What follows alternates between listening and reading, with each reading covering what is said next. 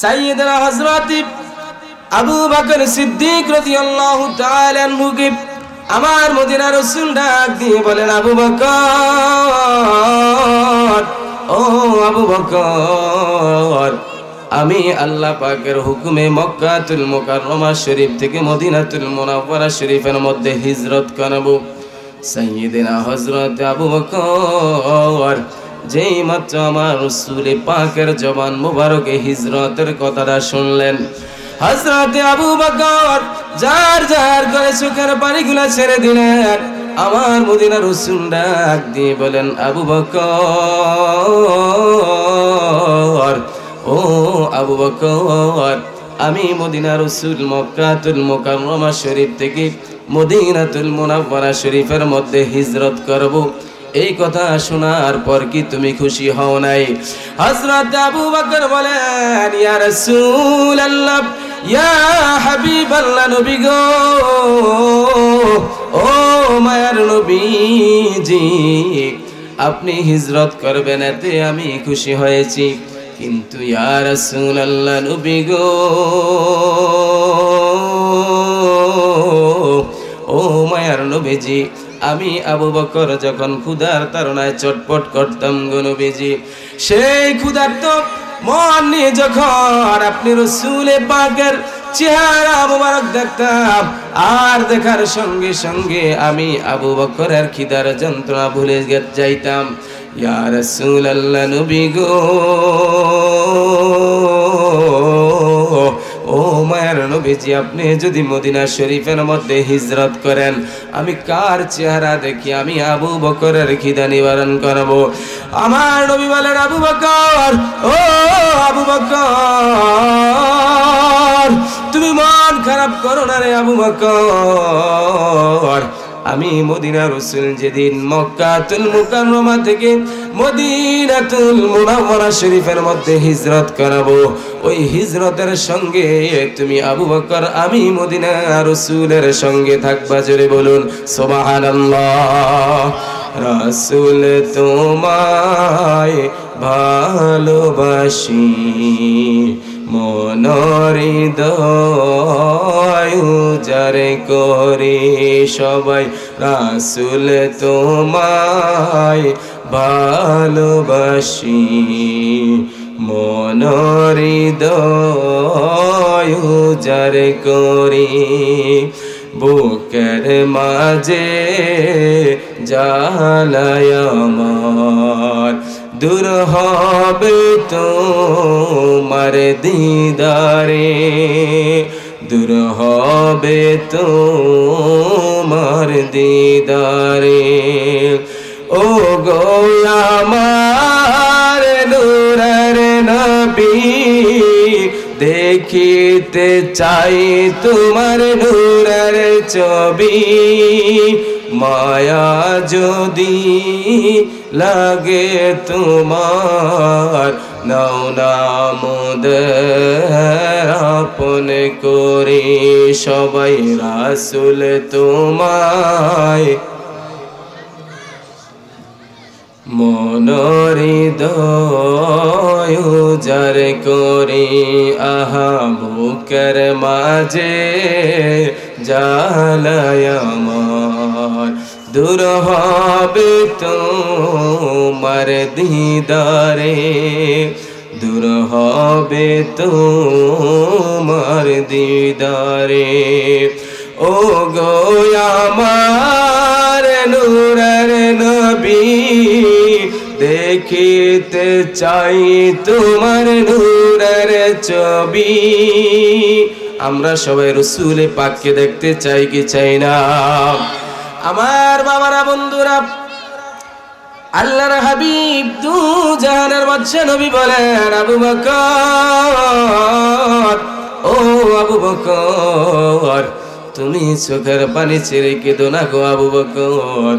আমি মদিনার রাসূল যেদিন মক্কাতুল মুকাররমা শরীফ থেকে মদিনাতুল মুনাওয়ারা শরীফের মধ্যে হিজরত করব, ওই হিজরতের সঙ্গে তুমি আবু বকর আমি রাসূলের সঙ্গে থাকবা। জোরে বলুন না সুবহানাল্লাহ। সাইয়েদনা হযরত আবু বকর যেই মাত্র আমার মদিনার রাসূল বলেছেন আবু বকর তুমি আমি রাসূলের সঙ্গে হিজরতের সঙ্গে থাকবা, এটা শোনার পর আবু বকর সিদ্দিক রাদিয়াল্লাহু তাআলা আনহু বাড়ি ঘরের মধ্যে চলে এসেছেন। রাত্রিবেলা যখন আসলো আবু বকর সিদ্দিক রাদিয়াল্লাহু তাআলা আনহু চিন্তা করে দেখলেন, রাত্রিবেলা যদি আমি ঘুমের ঘরের মধ্যে থাকি আর আমার মদিনার রাসূল যদি আমাকে হিজরতের জন্য ডাক দেয়, আমি আবু বকর যদি ঘুমের ঘরে থাকি মদিনার রাসূলের ডাক মোবারকের সঙ্গে যদি সাড়া না দিতে পারি, কি জবাব দিব রোজ হাসরে মে মুস্তাফা কি সামনে? এই কথা চিন্তা করে আবু বকর প্রথম রজনীটা দাঁড়াইয়া কাটিয়ে দিলেন, দ্বিতীয় রজনীটা আবার দাঁড়াইয়া কাটিয়ে দিলেন, তৃতীয় রজনীটা আবার দাঁড়াইয়া কাটিয়ে দিলেন। এইভাবে আবু বকর সিদ্দিক রাদিয়াল্লাহু তাআলা আনহু প্রতিদিন রাত্রিবেলা যখন হয় আবু বকর ওনার ডান কানটা দরজার সঙ্গে লাগাইয়া অপেক্ষায় থাকেন, কখন মদিনার রাসূল হিজরতে যাওয়ার জন্য আমি আবু বকরকে ডাক দেয়। জোরে বলুন সুবহানাল্লাহ, আর জোরে বলুন আল্লাহু আকবার। দেখতে দেখতে আমার বাবারা বন্ধুরা, একদিন মদিনার রাসূল নিশি রজনীর মধ্যে যেই সময় দুনিয়ার মানুষ ঘুমায়, যেই সময় দুনিয়ার রাজা বাদশারা ঘুমায়, পশু পাখি ঘুমায়, এমন এক নিশি রজনীর মধ্যে আবু বকরের দরজার সামনে এসে আমার মদিনার রাসূল বলেন, আবু বকর বলে যেই মাত্র একটা ডাক দিলেন, একটা ডাক দেওয়ার সঙ্গে সঙ্গে সিদ্দিক আকবর বলেন, লাব্বাইক ইয়া রাসূলুল্লাহ, আপনার আবু বকর আপনার সঙ্গে যাওয়ার জন্য হাজির। জোরে বলুন সুবহানাল্লাহ। আমার বাবারা বন্ধুরা, আমার মায়ার নবী ডাক দিলেন, আবু বকর, ও আবু বকর, আজ থেকে 6 মাস আগে আমি তোমাকে বলেছিলাম আমি মদিনার রাসূল মক্কাতুল মুকাররমা শরীফ থেকে মদিনাতুল মুনাওয়ারা শরীফের মধ্যে হিজরত করাবো। আমি এত নিশি রজনীর মধ্যে তোমাকে ডাক দিলাম যে সময় দুনিয়ার মানুষ ঘুমায়, রাজা বাদশারা ঘুমায়, পশু পাখি ঘুমায়। আবু বকর তুমি আমার একটা ডাকের সঙ্গে কিভাবে সাড়া দিলা? তুমি কি আজকে রাত্রে ঘুমাও নাই? আবু বকর ডাক দিয়া কয়, ইয়া রাসূলুল্লাহ, নবী গো,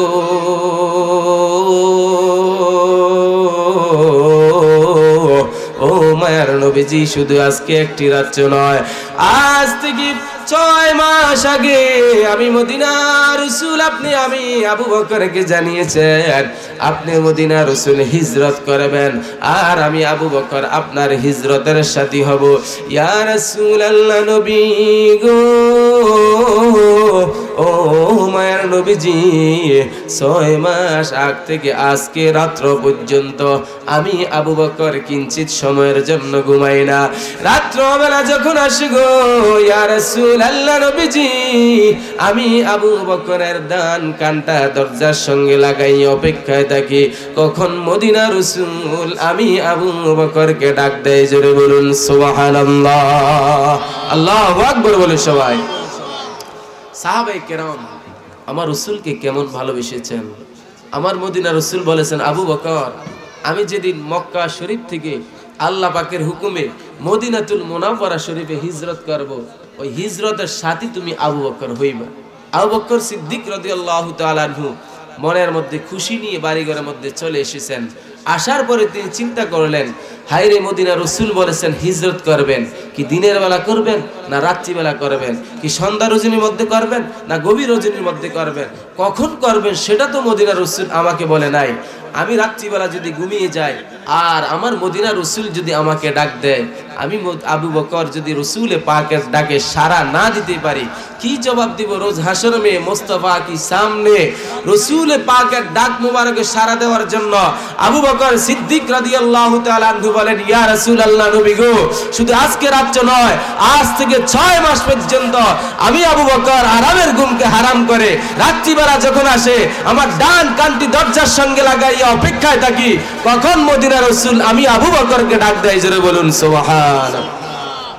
সাহাবায়ে কেরাম যদি তাদের জানের চাইতো আমার রাসূলকে বেশি ভালোবাসতে পারি, আমরাও সেই রাসূলকে জানের চাইতে বেশি ভালোবাসার দরকার আছে না? আমার বাবারা, বন্ধুরা, হিজরত রজনীর মধ্যে আল্লাহর হাবিব দু জাহানের বাদশা নবী যেই মাত্র আবু বকর সিদ্দিক রাদিয়াল্লাহু তাআলা আনহুর সঙ্গে করে হিজরতে রওনা হয়ে গেলেন। যাইতে যাইতে যাইতে যাইতে যাইতে যাইতে এমন একটা গুহার সামনে তারা পৌঁছলেন। আমার আবু বকর বলেন, ইয়া রাসূলুল্লাহ, নবীজি, ও মায়ার নবীজি, আপনি এই গুহার ভিতরে প্রথমে প্রবেশ করবেন না, আমি আবু বকর আগে এই গুহার মধ্যে প্রবেশ করব। মদিনার রাসূল বলেন, আবু বকর, ও আবু বকর, কেন গো তুমি আমার আগে এই গুহার মধ্যে প্রবেশ করবা? আবু বকর ডাক দিয়ে বলেন, ইয়া রাসূলুল্লাহ, নবী গো, ও মায়ার নবীজি, এই গুহাটা অনেক পুরানো গুহা, এই গুহার মধ্যে অনেক ভয়ঙ্কর প্রাণী থাকতে পারে গো নবীজি, আপনি আমার আগে গুহার মধ্যে প্রবেশ করবেন না। কারণ ইয়া রাসূলুল্লাহ, ইয়া হাবিবাল্লাহ, নবীজি, এই গুহার ভিতর থেকে যদি কোনো ভয়ঙ্কর বিচ্ছু প্রাণী আপনি রাসূলের শরীর মোবারকের মধ্যে দংশন করে, আর যদি আপনি রাসূল কিঞ্চিত পরিমাণ আঘাত পান, এটা আমি আবু বকর সহ্য করতে পারবো না। ইয়া রাসূলুল্লাহ, নবী গো, ও মায়ার নবীজি, আমি আগে গুহার মধ্যে প্রবেশ করব। একটা দংশন নয়, দুইটা দংশন নয়, একটা আঘাত নয়, দুইটা আঘাত নয়, আঘাতের পর আঘাতে যদি আমি আবু বকরকে জর্জরিত করে শেষ করে দেয়, আমি আবু বকর বারবার আমার জীবনকে মৃত্যুর সামনে ঢেলে দিব, কিন্তু আপনি রাসূলকে জানা পরিমাণ কষ্ট পাইতে দিব না। জোরে বলুন সুবহানাল্লাহ, আল্লাহু আকবার বলুন সুবহানাল্লাহ। হযরত আবু বকর বলেন, ইয়া রাসূলুল্লাহ, নবী গো, এই গর্তটা একটা পুরানো গর্ত, এই গর্তের ভিতরে হয়তো কোনো ভয়ঙ্কর প্রাণী, সাপ বিচ্ছু থাকতে পারে, আপনি রাসূল যদি আগে প্রবেশ করেন আর সেখান থেকে যদি আপনাকে কোনো ভয়ঙ্কর প্রাণী দংশন করে, আপনি রাসূল যদি কিঞ্চিত পরিমাণ কষ্ট পান, আমি আবু বকরের জিন্দেগি রেখে লাভ আর কি হবে? ইয়া রাসূলুল্লাহ, একটা আঘাত নয়, দুইটা আঘাত নয়, তিনটা আঘাত নয়, আঘাতের পর আঘাত, আঘাতের পর আঘাত, আঘাতের পর আঘাত যদি আমি আবু বকরকে জর্জরিত করে দেয়, আমি আবু বকর বারবার মৃত্যুর সামনে আমি আবু বকরের বুকটা ফেটে দেব, কিন্তু আপনি মদিনা রাসূলকে কিঞ্চিত পরিমাণ কষ্ট অনুভব করতে দেব না। জোরে বলুন সুবহানাল্লাহ। সাহাবায়ে কেরাম আমার রাসূলকে এত ভালোবেসে আমাদেরকে শিক্ষা দিয়েছেন, লা ইউমিনু আহাদুকুম হাত্তা আকুনা আহাব্বা ইলাইহি মিন ওয়ালিদিহি ওয়া ওয়ালাদিহি ওয়ান নাসি আজমাইন। পৃথিবীর মানুষ ততক্ষণ পর্যন্ত তোমরা ঈমানদার হতে পারবে না যতক্ষণ না তুমি তোমার সন্তান, তুমি তোমার মা বাবা, তুমি তোমার ছেলে মেয়ে, তুমি তোমার স্ত্রী, তুমি তোমার পরিবার, তোমার সম্পদ এবং কি তোমার জানের চাইতো আমার রাসূলকে যদি ভালোবেসে না বাসতে পারো, ততক্ষণ পর্যন্ত তুমি ঈমানদার হতে পারবে না। জোরে বলুন সুবহানাল্লাহ, আরো জোরে বলুন না সুবহানাল্লাহ। আমার বাবারা, বন্ধুরা, গুহার মধ্যে যখন প্রবেশ করলো, আমার মদিনার রাসূল মাইলের পর মাইল অতিক্রম করতে করতে যখন একটু ক্লান্ত হয়ে গেলেন, সাইয়্যিদিনা হযরতে আবু বকর সিদ্দিক রাদিয়াল্লাহু তাআলা আনহু ওনার শরীরের মধ্যে আমার প্রিয় নবীজি স্যার মোবারক রেখে একটু ঘুমানোর জন্য গেলেন। হযরতে আবু বকর গুহার ভিতর ঢুকার পরে তিনি দেখতে পাইলেন অনেকগুলা ছিদ্র দেখা যায়। আবু বকর সিদ্দিক রাদিয়াল্লাহু তাআলা আনহু তিনি তোমার রুমালটা ছিঁড়ে ছিদ্রগুলা বন্ধ করে দিয়েছেন। অবশিষ্ট একটি ছিদ্র যখন বাকি ছিল, হযরত আবু বকর একটা ছিদ্র বরাবর আবু বকর রাদিয়াল্লাহু তাআলা আনহুর পাটা দিয়ে ছিদ্রটা বন্ধ করেছেন, আর ওনার পেট এবং বুকের উপর প্রিয় নবীজির স্যার মোবারক নিয়ে বসে রইলেন। আমার মদিনা রাসূল নিদ্রা যাইতেছেন, আরামের মধ্যে ছিলেন। এমন সময় যেই গর্তের মুখটার মধ্যে আবু বকর রাদিয়াল্লাহু তাআলা আনহু পাটা দিয়েছিলেন, সেখান থেকে একটা সাপ যেই মাত্র আবু বকরকে দংশন করলো, আবু বকর সিদ্দিক রাদিয়াল্লাহু তাআলা আনহুর চেহারাটা মলিন হয়ে গেল, চেহারাটা নীলবর্ণ হয়ে গেল, চোখ থেকে পানিগুলা ঝরতে শুরু করলো। হযরত আবু বকর বলেন, ও দুনিয়ার মানুষ, সাপে আমাকে দংশন করেছে, আমার চেহারাটা নীলবর্ণ হয়ে গেছে, আমার সারাটা শরীরের মধ্যে বিষ প্রবেশ করেছে, কিন্তু আমি চিন্তা করে দেখলাম কিঞ্চিত পরিমাণ কাঁদা যাবে না, নড়াচড়া করা যাবে না, কারণ আমার কোলের মধ্যে যিনি ঘুমাইতেছেন তিনি হচ্ছেন আমার আল্লাহ পাকের বন্ধু, দু জাহানের বাদশা রহমাতুল লিল আলামিন। জোরে বলুন সুবহানাল্লাহ। হযরত আবু বকর সাপের বিষ শরীরের মধ্যে নিয়ে আল্লাহর হাবিব দু জাহানের বাদশা নবীজির চেহারা মুবারকের দিকে তাকিয়ে আছেন। হঠাৎ করে নিজের অজান্তে চোখ থেকে এক ফোঁটা পানি বের হয়ে যখন আমার মদিনা রাসূলের চেহারা মুবারকের মধ্যে পড়লো, আমার নবী ডাক দিয়ে কয়, আবু বকর, ও আবু বকর, আমি মদিনা রাসূল তোমার রানের উপর ঘুমাইতেছিলাম, আমার ঘুমে বুঝি তোমার এতই বেশি কষ্ট হচ্ছে, তুমি বসে বসে কান্নাকাটি করতেছ। হযরত আবু বকর বলেন, ইয়া রাসূলুল্লাহ, ইয়া হাবিবাল্লাহ, নবী গো, ও মায়ের নবীজি, আমি আপনি মদিনা রাসূলের জন্য কাঁদি নাই গো নবীজি, আমি যখন গর্তের মধ্যে পা দিয়ে ছিদ্রটা বন্ধ করে দিয়েছিলাম, ওই ছিদ্র বরাবর একটা সাপ এসে আমি আবু বকরের পায়ের মধ্যে যখন কামড় দিয়েছে, সেই সাপের বিষ যখন আমার শরীরের মধ্যে প্রবেশ করেছে, ইয়া রাসূলুল্লাহ, নবী গো, ও মায়ের নবীজি, সেই সাপের বিষ আমার শরীরের মধ্যে প্রবেশ করার পর কখন কিভাবে অজান্তে আমার চোখ থেকে এক ফোঁটা পানি বের হয়ে আপনি রাসূলের শরীর মুবারকের মধ্যে পড়েছে। আমার মদিনা রাসূল ডাক দিয়ে বলেন, আবু বকর, ও আবু বকর, তোমাকে সাপে কামড় দিয়েছে কেন, তুমি আমি মদিনা রাসূলকে বললা না? আবু বকর বলেন, ইয়া রাসূলুল্লাহ, নবীজি, আমি দেখতে পাইলাম গো নবীজি আপনি ঘুমাইতেছেন, এই কারণে আমি আপনাকে ডাক দেই নাই। আমার মদিনা রাসূল বলেন, আবু বকর, দেখি কোথায় তোমাকে সাপে কামড় দিয়েছে। আবু বকর যেই মাত্র সাপে কামড়ের জায়গাটা দেখাইলেন, আমার মদিনা রাসূল শাহাদাত আঙ্গুলের মধ্যে নবী পাকের ঠোঁট মুবারক থেকে যেই মাত্র একটু থুতু মুবারক লইয়া যেই জায়গার মধ্যে আবু বকরকে সাপে কামড় দিয়েছে ওই জায়গার মধ্যে লাগাইছেন। ও দুনিয়ার মানুষ, আল্লাহু বিয়াদিহি নাফসি, ওই আল্লাহ পাক, আল্লাহ পাকের কসম খেয়ে আবু বকর বলেন, যেই মাত্র মদিনা রাসূলের থুতু মুবারক আমার সাপে কাটা জায়গার মধ্যে লেগেছে, লাগার সঙ্গে সঙ্গে আমার আল্লাহ রাব্বুল আলামিন আমি আবু বকরকে পরিপূর্ণ অসুস্থ করে দিয়েছেন। জোরে বলুন সুবহানাল্লাহ, আল্লাহু আকবার বলুন সবাই। আমার মদিনা রাসূলের থুতু মুবারক সাপে কামড়ে যেই জায়গার মধ্যে লেগেছে, লাগার সঙ্গে সঙ্গে আবু বকর বলেন, জগৎবাসী তোমরা শুনে নাও, মদিনা রাসূল যেই মাত্র শাহাদাত আঙ্গুল মুবারক দিয়ে আমার সাপে কাটা জায়গার মধ্যে থুতু মুবারক লাগাইছে, লাগানোর সঙ্গে সঙ্গে আমার আল্লাহ রাব্বুল আলামিন আমি আবু বকর সিদ্দিককে পরিপূর্ণ শিফা দান করে দিয়েছে। জোরে বলুন সুবহানাল্লাহ। সেই মদিনা রাসূলের উম্মত হতে পেরে আমরা সবাই খুশি না বেজার? জবান খুলে বলুন না, খুশি না বেজার? নবী নবী করে আর কত কাল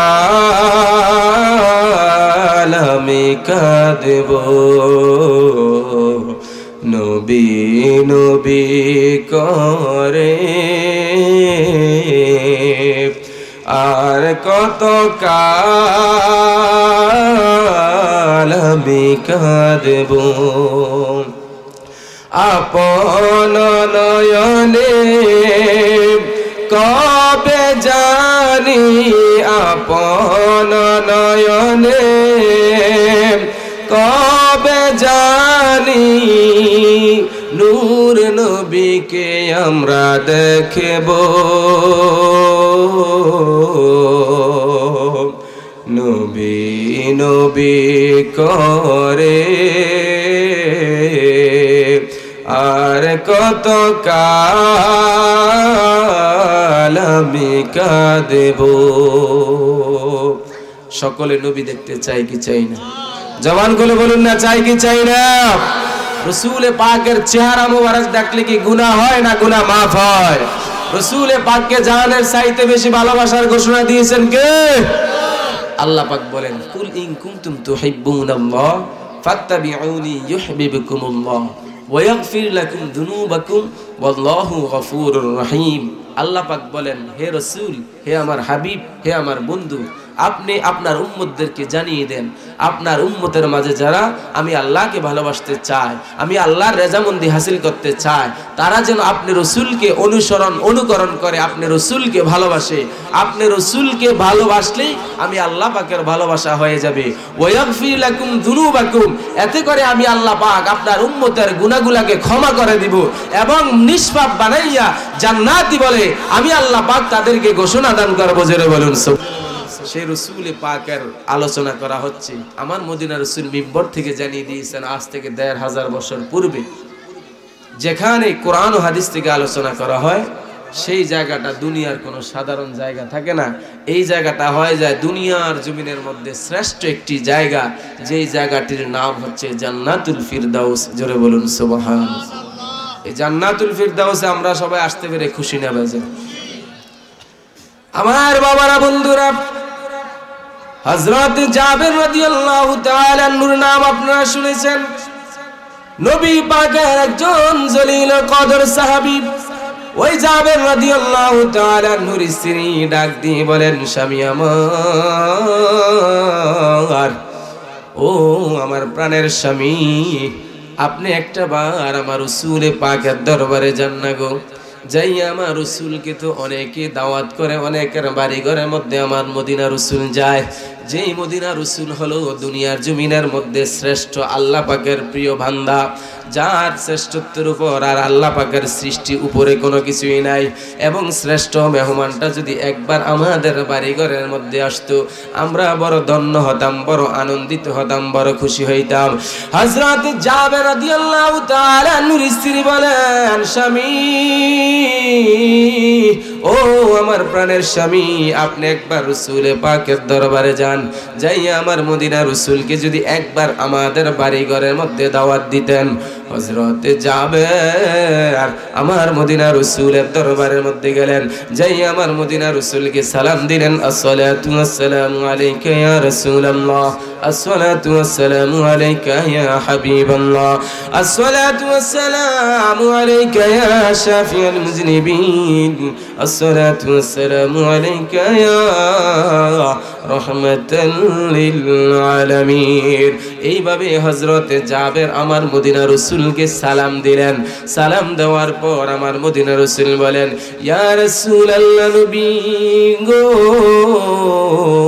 ও মায়ার নবীজি, মনের মধ্যে বড় একটা আশা, বড় একটা স্বপ্ন নিয়ে এসেছি গো নবীজি। আপনি মদিনা রাসূলকে আমাদের বাড়ির মধ্যে দাওয়াত করতে চাই। আপনি মদিনা রাসূল যদি আমাদের বাড়ি ঘরের মধ্যে দাওয়াতটা কবুল করতেন, আমরা বড় ধন্য হইতাম। আমার নবী ডাক দিয়ে বলেন, জাবের, ও জাবের, তুমি আমি মদিনা রাসূলকে দাওয়াত দিয়েছো, আমি মদিনা রাসূল তোমার দাওয়াত গ্রহণ করলাম।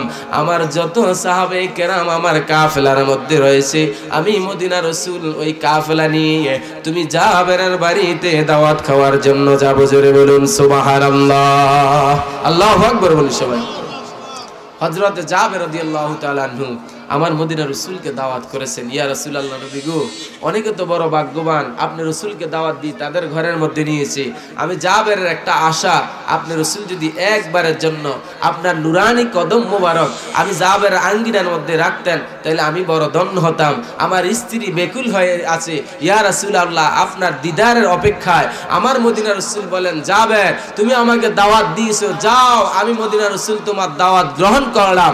আমার কাফেলার মধ্যে যত সাহাবে কেরাম আছে সবাইকে নিয়ে আমি মদিনা রাসূল তোমার বাড়ির মধ্যে যাব। জোরে বলুন সুবহানাল্লাহ। আজকে যদি আমরা রসুল পাকের নুরানি চেহারা মুবারক দেখতে পাইতাম, যে চেহারা মুবারক দেখলে আল্লাহ পাক বলেছেন জাহান্নামের আগুন কিয়ামত পর্যন্ত হারাম হয়ে যায়, জান্নাত ওয়াজিব হয়ে যায়, মরণকালীন কষ্ট থেকে আল্লাহ পাক মাফ করে দেয়, কবর হাসর ফুলসিরাত মিজান আমার আল্লাহ পাক কিঞ্চিত পরিমাণ কষ্ট ব্যতীত উত্তীর্ণ করে হাউজে কাউসারে পানি পান করাইয়া জান্নাতের মেম্বার বানিয়ে দেয়। জোরে বলুন সুবহানাল্লাহ। সেই মদিনার রাসূল হযরত জাবের রাদিয়াল্লাহু তাআলা আনহুর বাড়ির মধ্যে যাবে। হযরত জাবের রাদিয়াল্লাহু তাআলা আনহু অনেক খুশি। হযরত জাবের রাদিয়াল্লাহু তাআলা আনহু বাড়ির মধ্যে চলে গেলেন, যাইয়া ডাক দিয়ে বলেন, স্ত্রী, ও আমার স্ত্রী, তুমি শুনে নাও, আমি মদিনা রাসূলকে দাওয়াত দিয়েছি, মদিনা রাসূল দাওয়াতটা গ্রহণ করেছে, কিন্তু দুনিয়ার শ্রেষ্ঠ মেহমান যে আমাদের ঘরের মধ্যে আসবে, আমরা কি দিয়ে মদিনা রাসূলকে আপ্যায়ন করব, মেহমানদারি করব?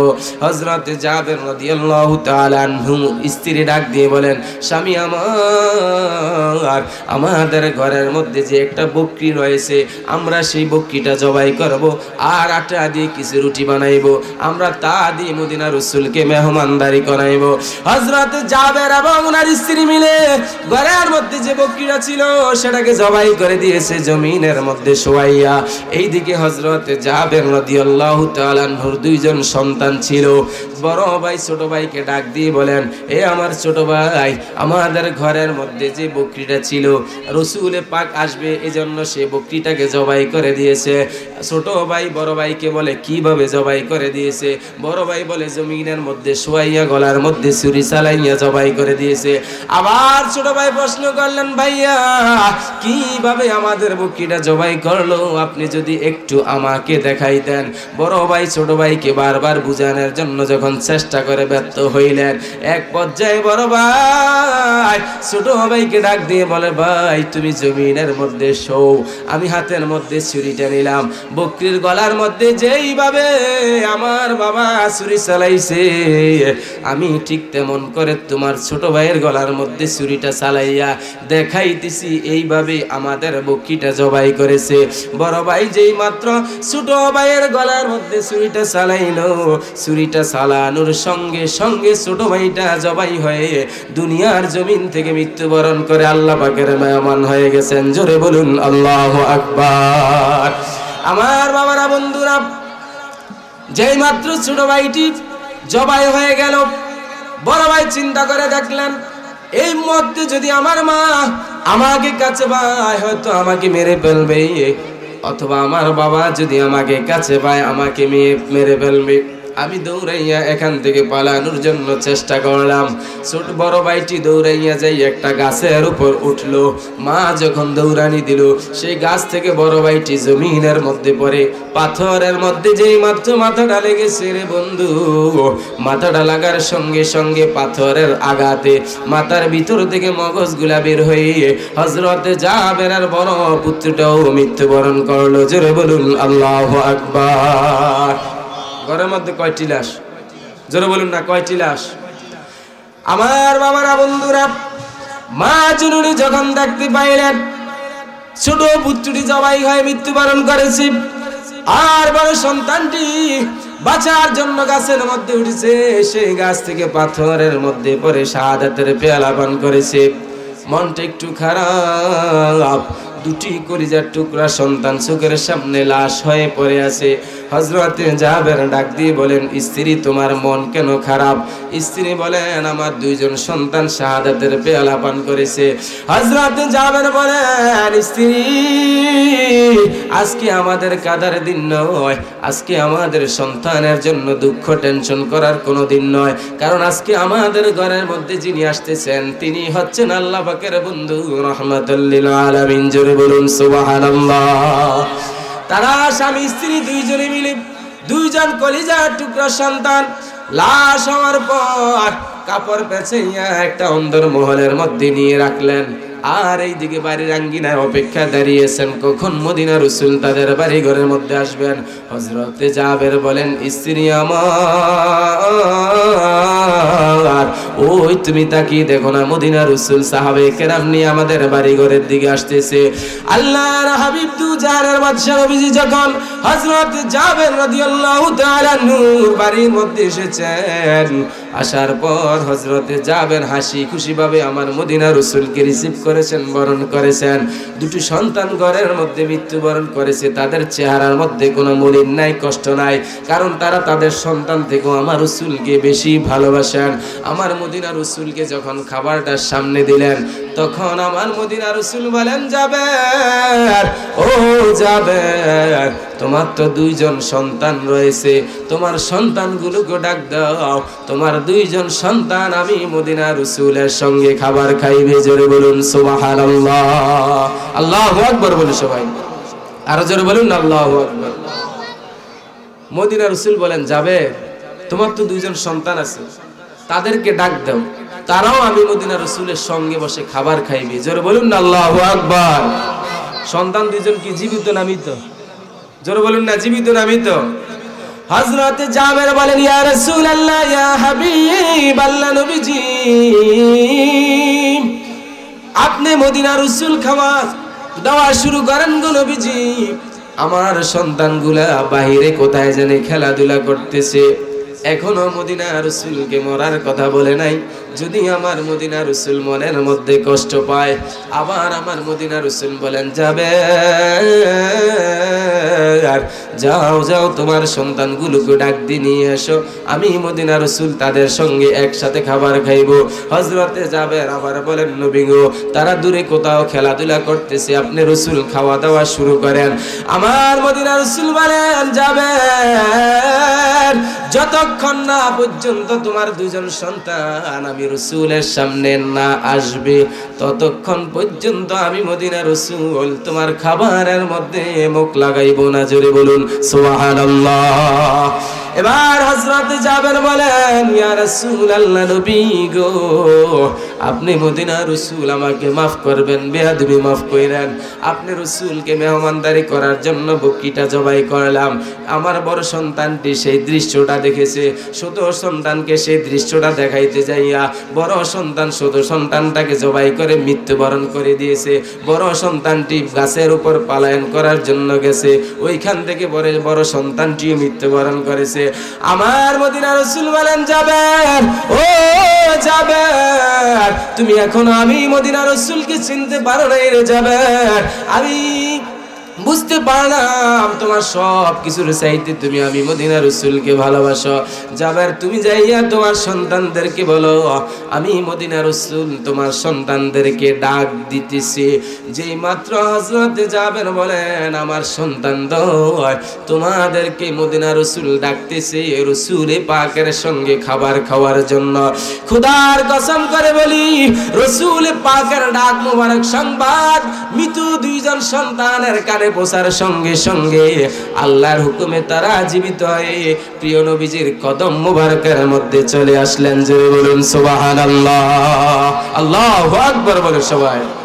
মদিনা রাসূলের সংবাদরা যেই মাত্র হযরতে জাবের রাদিয়াল্লাহু তাআলা আনহুর দুজন সন্তানের কাছে গেছে, যাওয়ার সঙ্গে সঙ্গে আমার মদিনা রাসূলের বরকতে আমার আল্লাহ পাক দুজন সন্তানকে আবার পুনরায় জীবিত করে দিলেন এবং তারা দুটি ভাই জোড়ার মতো নবী পাককে সালাতু সালাম দিয়ে আমার প্রিয় নবীজির কদম মোবারকের মধ্যে পড়ে গেছেন। জোরে বলুন সুবহানাল্লাহ।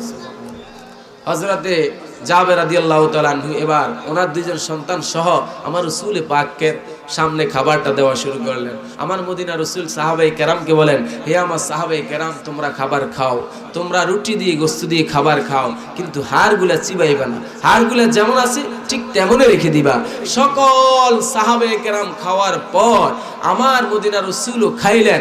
সবাই খাওয়ার পর এবার মদিনা রাসূল হাড়গুলাকে একত্রিত করে যে মাত্র আমার মদিনা রাসূলের ঠোঁট মোবারক ফাঁক করে একটু ফু মোবারক দিয়েছেন।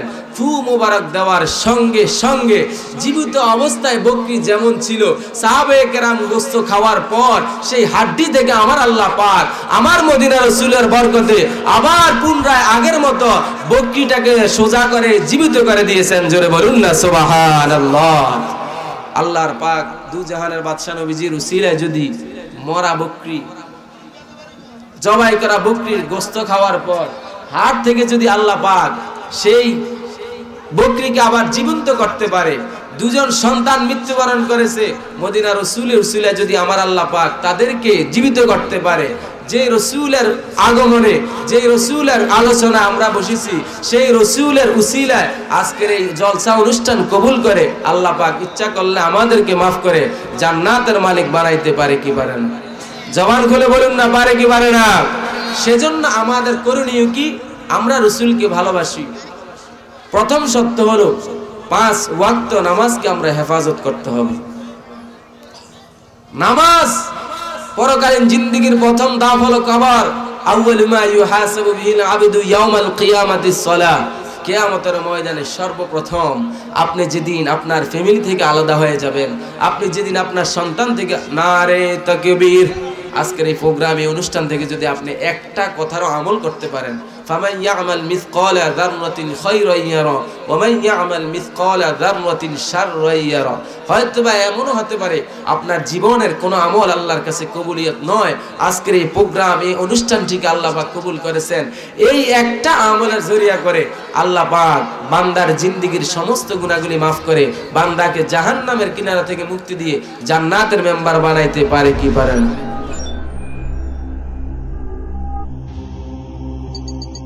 ইউসুফ এইচডি মিডিয়া, আপনার প্রতিভাকে তুলে ধরতে আমরা আছি আপনার সাথে।